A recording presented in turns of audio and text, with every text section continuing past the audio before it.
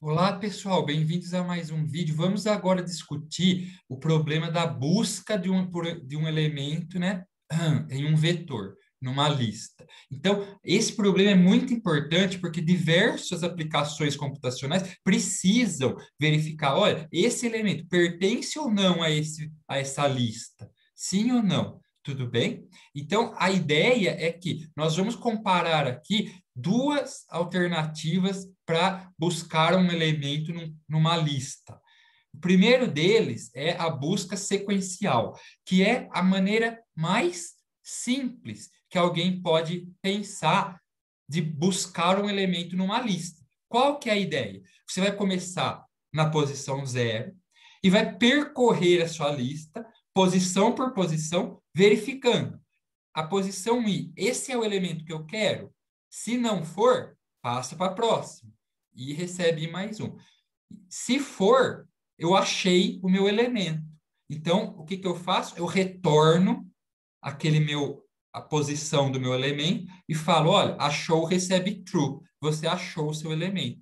E pronto, paro a busca, porque eu já encontrei o que eu queria. Então, olha só, em Python, como que fica? Busca sequencial, L é a lista, X é o elemento que eu quero procurar. Achou, recebe falso. Então, no começo, eu estou falando assim, o elemento que eu quero buscar não está no conjunto, a princípio não está.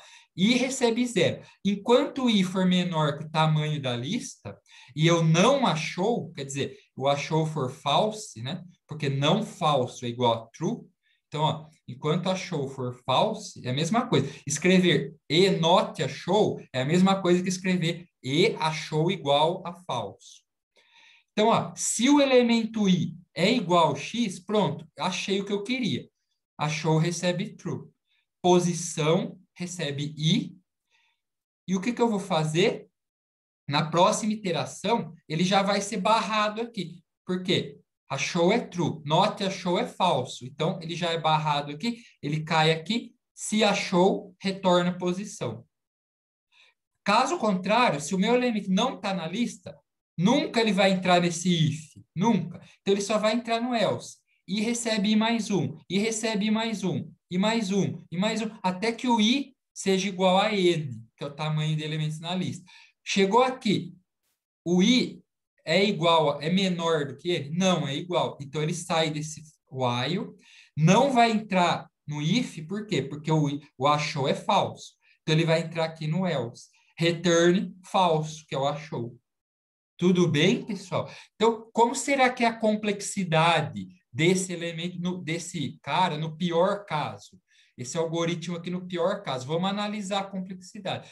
No pior caso, o elemento que eu quero buscar está na última posição da lista. Aqui, ó, nessa. Então, o que que vai acontecer? Esse loop, pessoal, ele vai executar quantas vezes até eu chegar na última posição? N menos uma vezes, não é, pessoal? Se ele está na última posição, ó, N menos uma vezes eu vou executar esse loop, certo? Tudo bem?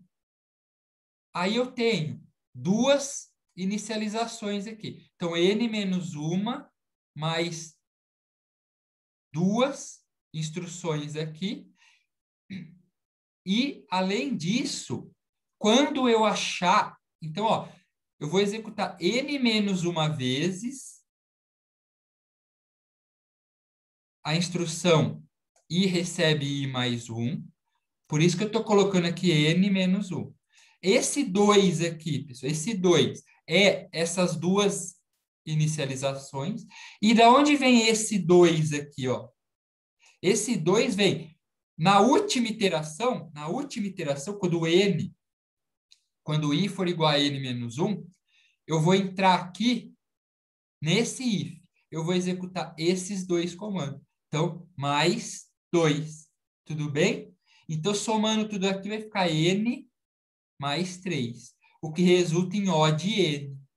É uma boa complexidade, tá vendo, pessoal? É linear, é uma boa complexidade.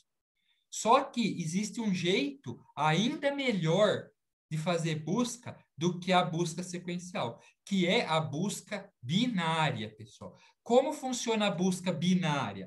Ela imita a forma com que nós buscamos uma palavra no dicionário. Veja bem, se a gente aplicar a busca sequencial no dicionário, nós vamos demorar 1 hora para... Vai demorar talvez um dia inteiro para achar a palavra. Se for começar lá no começo do dicionário, primeira folha, segunda folha, terceira folha. Na ideia, o que você faz no dicionário? Você abre mais ou menos lá no meio e olha, bom, a palavra que eu quero começa com G, eu caí no M. Opa, então tá na primeira metade, né? Eu descarto metade das palavras do dicionário. Eu já olho aqui na primeira metade. Aí eu vejo lá, né, em vez de cair no G, eu caí na letra D. Opa, caí no D. Não, é um pouquinho para frente agora. Deixa eu mexer um pouquinho para frente. Então, essa é a ideia da busca binária. Como a minha lista está ordenada, pessoal, qual que é a ideia da busca binária? Você já tem que estar a lista ordenada. Então, o que você faz? Você vai no elemento do meio da lista. Ó. Você vai justo no meio da lista. Você vem aqui, no meio. Aí você verifica. O elemento do meio é o que você está procurando? Dificilmente vai ser, provavelmente não. Aí você pergunta, o que você está procurando? É menor ou é maior? Se for menor, você já joga fora toda essa metade da lista aqui, ó. Você joga fora. Você vem buscar onde? Aqui. Aonde que você vai? No meio da primeira metade. Você vai no meio da primeira metade. É o que você quer? Sim ou não? Ah, difícil ser, né? Então, acho que não é. Provavelmente não é. Então, o que você vai fazer? O que eu quero é maior. Então, o que eu quero está nesse pedacinho aqui, ó. Então, você já descarta. Aqui você descartou n sobre 2. Aqui você está descartando n sobre 2 sobre 2, que é n sobre 4. Então, você está aqui nesse pedacinho. Você vai bem no meio desse pedacinho. O que você quer estar aqui? Não, o que eu quero é menor. Então, você já descarta esse pedaço aqui, ó. N sobre 8. Então, você quer estar nesse pedacinho. Você está vendo como que ele vai rastreando o número que eu quero de maneira bem eficiente? Ó, com um elemento. Então, vamos ver um script em Python. Como que a gente implementa isso em Python? Usando recursão, que é o seguinte, a binary search, a função, ela chama ela mesma. Então, veja, busca binária, ela depende da lista L, o elemento X que eu quero, o início e o fim. O início e o fim, pessoal, eles vão controlar o tamanho, ó, o início da minha busca e o final da minha busca. Tá? No começo, o início é 0, o final é n menos 1. Conforme eu for descartando elementos, eu vou fazendo o início diminuir, ou quer dizer, eu fazendo o final diminuir, ou o início aumentar, né? Então, essa é a ideia. Então, olha lá, o meio, pessoal, quem é o meio da lista? O meio é o início, mais o fim menos o início dividido por 2. Por que eu tenho que pôr o início aqui? Porque muitas vezes, ó, suponha que eu quero olhar para esse pedacinho aqui, ó. Eu tenho que considerar o início é esse ponto aqui, o fim é esse. Então, ó, é o início mais o fim menos o início dividido por 2, tá? Se eu não considerar esse início, se eu considerar só o fim, ele vai pegar esse intervalão todo aqui, ó. E não é, tem que ser esse intervalinho aqui. Então, ó, o meio é o início mais fim menos início dividido por 2. Eu vou checar. O início, qual que é a condição de parada? Condição de parada é o início ser maior que o fim. Essa é a condição de parada. Tudo bem? Nesse caso, se o início for maior que o fim, eu retorno menos 1. Não encontrei o elemento. Se não, olha lá, se o L de meio é igual a x, se o elemento do meio é igual ao que eu estou procurando, pronto, eu retorno o elemento do meio. Só que isso aqui, na primeira vez, é raro acontecer. Elif, olha lá, se o que eu estou procurando, pessoal, se o que eu estou procurando, x, é menor que o elemento do meio, então, ó, print, buscar na metade inferior. Então, eu vou chamar binary search de LX, só que agora o início continua igual.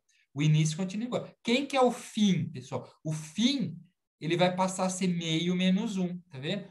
Ó, quando eu acesso o meio, o que eu quero está na primeira metade, então o fim passa a ser meio menos 1, tá vendo? Que eu só vou buscar na primeira metade.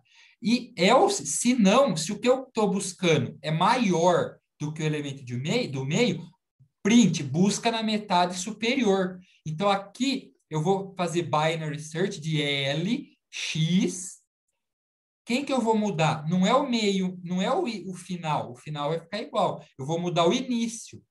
Então, se a busca é aqui, ó, se a busca é na segunda metade, é o início que tem que mudar. O início vai passar a ser meio mais 1. E o fim permanece igual. Então, eu vou buscar na segunda metade. E meio mais 1, fim.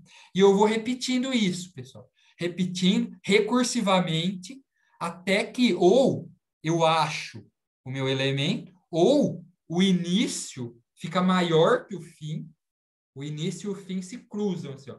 O início baixa tanto, o início sobe tanto e o fim desce tanto que eles se cruzam. Significa que não achei o elemento. Tudo bem? E aí, pessoal, essa é a ideia. Como que fica, no pior caso, ó, fazer uma análise desse algoritmo no pior caso? Então, veja, vamos fazer a seguinte regra. Olha lá, ó. Quando eu tenho um acesso, quando m é igual a 1, m é o número de acessos. Eu descarto n sobre 2 elementos. Quando m é igual a 2, no segundo acesso, eu descarto n sobre 4. No terceiro acesso, na verdade, ó, eu já descartei meio no primeiro. Aí eu estou descartando meio mais n sobre 4. No terceiro, eu já descartei meio mais n sobre 4 mais n sobre 8. Dá para ver um padrão, pessoal? Quantos acessos eu preciso fazer para descartar todo o vetor?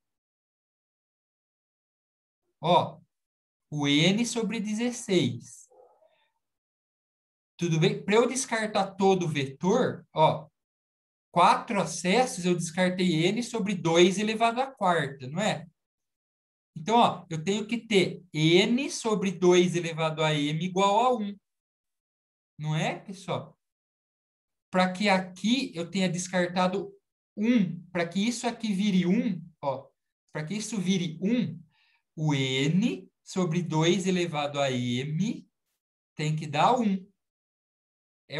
Quando eu descartar apenas 1, aí eu não tenho mais o que descartar.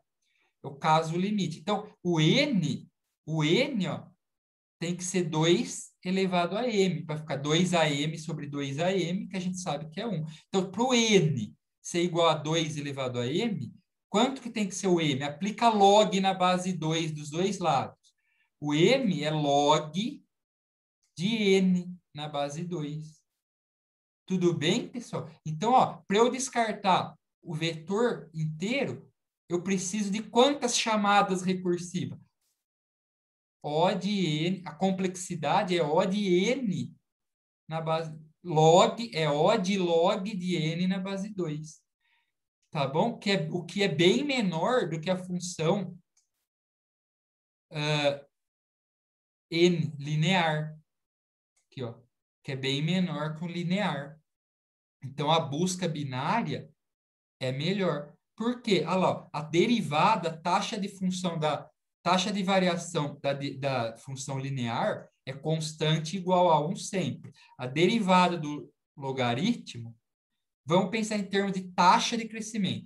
A linear tem taxa de crescimento que é a derivada igual a 1 sempre. A logarítmica, quanto que é a derivada do log? Não é 1 sobre n? Ah lá, é 1 sobre n. Quando o n cresce muito, pessoal, a taxa de crescimento da função logarítmica tende a zero. 1 sobre um número muito grande é zero. Tudo bem? Por isso que a taxa de crescimento do log é melhor que a taxa de crescimento do linear. Tudo bem? Olha, vamos dar um exemplo prático aqui, ó. Uma lista com 1024 elementos, ó, 1024. A busca sequencial, no pior caso, ela vai fazer 1023 acessos, tudo bem? Até encontrar o último. 1023 acessos, no pior caso. A busca binária, quantos acessos que ela vai ter que fazer no pior caso? Log na base 2 de 1024. 1024 é 2 elevado a 10. Na base 2, 10 acessos, pessoal. Dá para ver a diferença? A sequencial, no pior caso, vai fazer 1023 acessos. A binária, no pior caso, 10 acessos. Ora, 10 sobre 1023 é praticamente 1% do necessário na busca sequencial.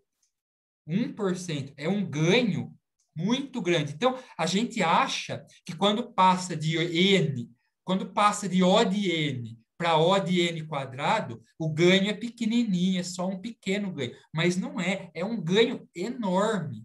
Ó, de 1023 acessos passou para 10 no pior caso, tá vendo? Então, quando a gente passa do O de N quadrado para o O de N, você fala assim, ah, é um ganho pequeno. Não é, pessoal, é um ganho brutal, enorme, porque a gente está falando em coisas, crescimento assintótico, é quando o N é grande. Lá no N infinito, em D no infinito, a diferença do N quadrado para o N é brutal, tudo bem? Bom, pessoal, então é isso que eu queria. Com esse vídeo nós encerramos nossa aula de complexidade de algoritmos. E é isso, espero que tenha ficado claro aí os conceitos. Agradeço a atenção de todos, muito obrigado e até mais com mais aulas aí de programação e algoritmos 2. Até mais.